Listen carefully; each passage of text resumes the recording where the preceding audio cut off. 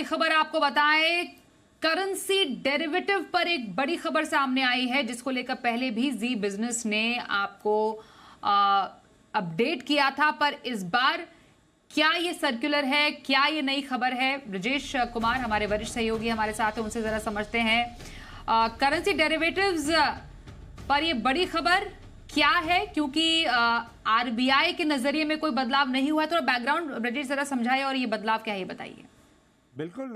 जिसमें जो सबसे अहम बात है, रिजर्व बैंक ने सबसे बड़ी जो राहत की बात कहे एक तरह से कही है, वो ये कही है कि जो करेंसी डेरिवेटिव्स पर रिजर्व बैंक का 5 जनवरी का सर्कुलर कल से लागू होने वाला था, यानी 5 अप्रैल से लागू होने वाला था, वो अब 3 मई से लागू होगा। यानी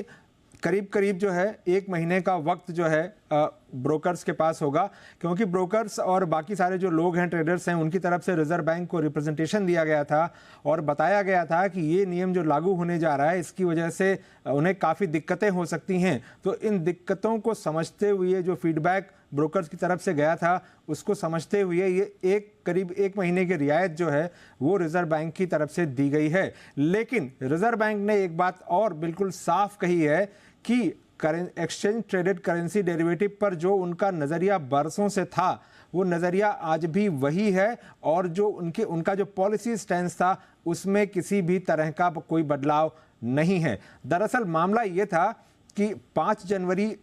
2024 को जो सर्कुलर आया था उसमें नोट में ये चीज़ जोड़ दी गई थी कि अगर कोई भी सौदा करता है करेंसी का, एक्सचेंज ट्रेडेड यानी एक्सचेंज पर कोई भी करेंसी का सौदा करता है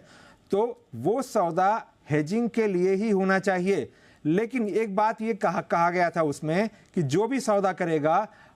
उसके पास उस करेंसी से जुड़ा एक्सपोजर होना चाहिए, यानी कहीं ना कहीं उस करेंसी से जुड़ा उसने कोई जोखिम ले रखा हो,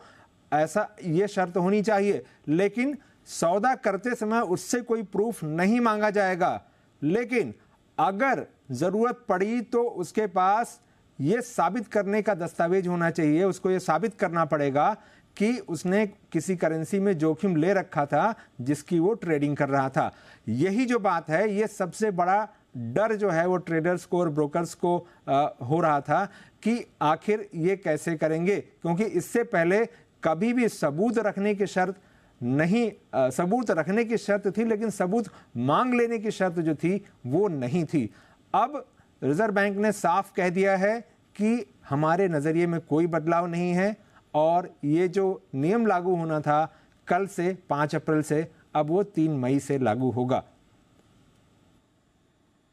बिल्कुल, तो 1 महीने की रियायत मिली है करेंसी डेरिवेटिव ट्रेडिंग पर। रिजर्व बैंक का जो सर्कुलर प्रभावी होने वाला था 5 अप्रैल से, अब 3 मई से नियम लागू होंगे। धन्यवाद करेंगे ब्रजेश पूरी खबर पर ज्यादा अपडेट के लिए।